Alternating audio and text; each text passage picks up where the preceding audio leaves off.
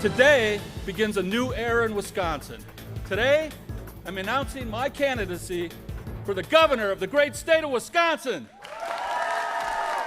Republican Tim Michels is on the campaign trail this weekend after officially announcing his bid for governor this past week. Thursday, Michels said he would divest himself from his family's business, Michels Construction. The Brownsville-based company has received hundreds of millions of dollars in state construction projects in recent years.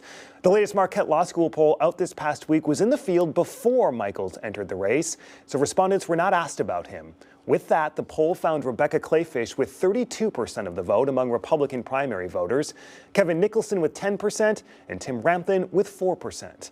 Charles Franklin is the poll's director. He joins us from Madison. What does Michels' entry in the race do? There is a sizable number of primary voters, the poll found 46%, who still say they don't know who they're going to vote for. That's right. And that 46% is the same as it was in February. So there hadn't been a lot of movement in the Republican primary. Both Kleefisch and Nicholson went up 2 percentage points from February. So not much movement there. That means on the one hand, there's an awful lot of voters still on the table to be collected by somebody. And the open question is, will Michels' entry take votes away from someone, or will it pick up some of those undecided voters? The winner of this primary in August will face Democratic Governor Tony Evers in November. The governor's job approval sits at 49%. Notable that that's 6 points higher than President Biden in the state. What does this say about the governor's race and Governor Evers' chances of winning re-election? Well, I think Governor Evers is in fairly good shape in terms of his job approval and approval on handling COVID and education, and cares about people like you. On all those measures, Tony Evers is net positive on the measure.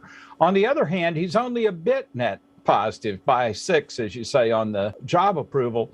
So the question is, does that hold up when whoever the eventual nominee launches the inevitable campaign and campaign attacks? And what does Evers have in replies? Charles, let's talk about the election itself. 84% of those polled said they were confident or very confident in the accuracy of the April election.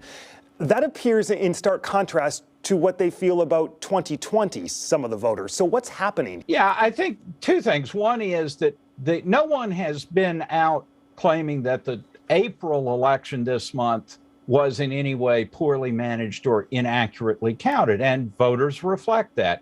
That's good news for democracy, if you will, in that it suggests that our faith in elections generically have not been severely damaged. However, our confidence in the 2020 election has been damaged, and there, 2/3 of the people say they believe 2020 was accurate, but 1/3 don't.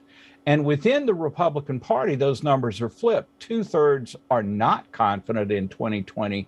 1/3 are. That does bring us to Michael Gableman's review of the 2020 election, which is ongoing. Charles, you're polling in a minute. First, these developments. We wanted an inside look at Michael Gableman's Office of Special Counsel. This past week, Assembly Speaker Robin Vos announcing Gableman's review of the 2020 election would continue, just as his latest contract was set to expire Saturday. Okay, so is Justice Gableman here? He is not. He is not, okay. An associate not identifying himself answering the dark and seemingly empty office space in Brookfield this past week. Still work out of? I cannot answer that either. Please speak to Speaker Robin Vos. Okay, what can you tell us about, I hear, Justice Gableman? Is that him? That is not him. Okay. We are in an important meeting. All right, thank you. Our editorial partner, WisPolitics.com, obtained this letter from Gableman to Speaker Vos, urging him to not end the investigation, even offering to reduce his salary to $1 per year if money is an issue. Gableman writing to Vos, "It is to your eternal credit that you have this far resisted the media-hyped, hypocritical, and disingenuous political pressure to do so. But to pull the plug now is to quit at the finish line. We have several well-positioned lawsuits that will inevitably result in the Wisconsin Supreme Court giving us a clear decision on just how accountable the state government is to the people.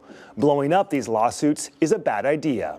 All right, Charles, so there's some interesting data about the Gableman investigation as we sit here today. Your poll found 57% of voters say they don't know enough about the review to have an opinion. 27% disapprove of how Gableman has handled the review, and 13% approve. Help break this down. What is behind these numbers? Well, first of all, on balance, you can see that there's disapproval. But it's striking that as much coverage and domination of issues and debate in the Capitol as the Gableman investigation has done, still over half, that 57%, say they don't know enough to have an opinion about it. I think the other surprising thing to me is that Republicans, who are the most doubtful about 2020, are the least likely to know about the Gableman investigation. 2/3 of Republicans said they hadn't heard enough about it, even though 2/3 of Republicans are doubtful about the 2020 election. Let's talk about the Democratic U.S. Senate primary. The race, according to the poll, has tightened a bit. Lieutenant Governor Mandela Barnes with a slight lead, 19%. Alex Lasry, 16%. Sarah Godlewski, 7%. Tom Nelson, 5%.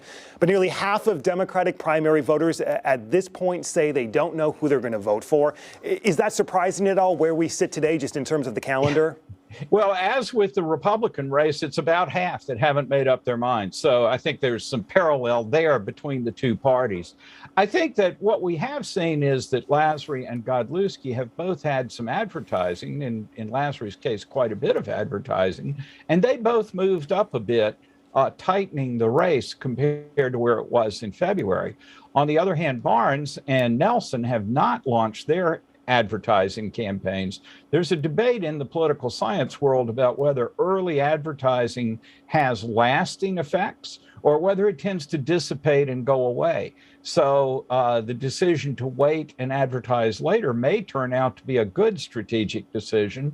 On the other hand, in the short term, it looks to me like this advertising has paid off for Lasry and Godlewski. The winner will face Senator Johnson in November. Johnson's favorability sits at 36%.